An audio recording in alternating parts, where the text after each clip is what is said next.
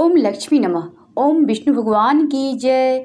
सबसे पहले आप सभी श्रोतागण को धनतेरस की बहुत बहुत शुभकामनाएं और माता लक्ष्मी की कृपा से आपके घर में कोई धन की कमी ना हो और सुख और समृद्धि आपके घर में भर जाए। कार्तिक कृष्ण पक्ष की त्रयोदशी तिथि के दिन धनतेरस का पर्व पूरी श्रद्धा और विश्वास के साथ मनाया जाता है। धनवंतरी के अलावा इस दिन देवी लक्ष्मी और धन के देवता कुबेर की भी पूजा करने की मान्यता है। पौराणिक कथा के अनुसार एक बार देवी लक्ष्मी ने जब भगवान विष्णु को साथ चलने का आग्रह किया, तब विष्णु जी ने कहा कि यदि मैं जो बात कहूँ तुम अगर वैसा ही मानो तो फिर चलो। तब लक्ष्मी जी उनकी बात मान गई और भगवान विष्णु के साथ भूमंडल पर आ गई। कुछ देर बाद एक जगह पर पहुंचकर भगवान विष्णु ने लक्ष्मी जी से कहा कि जब तक मैं ना आऊँ तुम यहाँ ठहरो, मैं दक्षिण दिशा की ओर जा रहा हूँ, तुम उधर मत आना।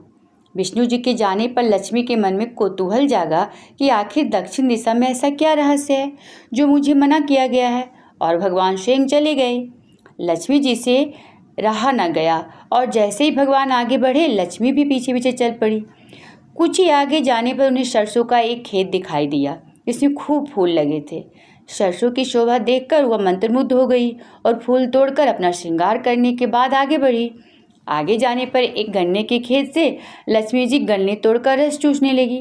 उसी क्षण विष्णु जी आए और यह देख लक्ष्मी जी पर नाराज होकर उन्हें शाप दे दिया कि मैंने तुम्हें इधर आने को मना किया था, पर तुम ना मानी और किसान की चोरी का अपराध कर बैठी।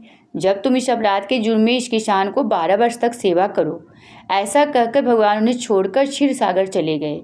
तब लक्ष्मी जी उस गरीब किसान के घर रहने लगी। एक दिन लक्ष्मी जी ने उस किसान की पत्नी से कहा, तुम स्नान कर पहले मेरी बनाई गई इस देवी लक्ष्मी का पूजन करो, फिर रसोई बनाना, तब तुम जो मांगोगी मिलेगा। किसान की पत्नी ने ऐसा ही किया। पूजा के प्रभाव और लक्ष्मी की कृपा से किसान का घर दूसरे ही दिन से अन्न धन रत्न स्वर्ण आदि से भर गया। लक्ष्मी जी ने किसान को धन धान से पूर्ण कर दिया। किसान के 12 वर्ष बड़े आनंद से कट गए। फिर 12 वर्ष के बाद लक्ष्मी जी जाने के लिए तैयार हुई। विष्णु जी लक्ष्मी जी को लेने आए तो किसान ने उन्हें भेजने से इनकार कर दिया। तब भगवान ने किसान से कहा कि इन्हें कौन जाने देता है, यह तो चंचला है, कहीं नहीं ठहरती, इनको बड़े बड़े नहीं रोक सके। इनको मेरा शाप था, इसलिए 12 वर्ष से तुम्हारी सेवा कर रही थी। तुम्हारी 12 वर्ष सेवा का समय पूरा हो चुका है। किसान हठपूर्वक बोला कि नहीं, अब मैं लक्ष्मी जी को नहीं जाने दूंगा। तब लक्ष्मी जी ने कहा, हे किसान, तुम मुझे रोकना चाहते हो तो जो मैं कहूँ वैसा करो। कल धनतेरस है, तुम कल घर को लीप पोत कर स्वच्छ करना, रात्रि में घी का दीपक जलाकर रखना और सायंकाल मेरा पूजन करना और एक तांबे के कलश में रुपये भर कर मेरे लिए रखना। मैं उस कलश में निवास करूँगी, किंतु पूजा के समय मैं तुम्हें दिखाई नहीं दूंगी। इस एक दिन की पूजा से वर्ष भर मैं तुम्हारे घर से नहीं जाऊँगी। यह कहकर वह दीपकों के प्रकाश के साथ 10 दिशाओं में फैल गई। अगले दिन किसान ने लक्ष्मी जी के कथनानुसार पूजन किया। उसका घर धन धान से पूर्ण हो गया। इसी वजह से हर वर्ष 13 दिन के दिन लक्ष्मी जी की पूजा होने लगी। तो बोलो बोलो लक्ष्मी महारानी की जय।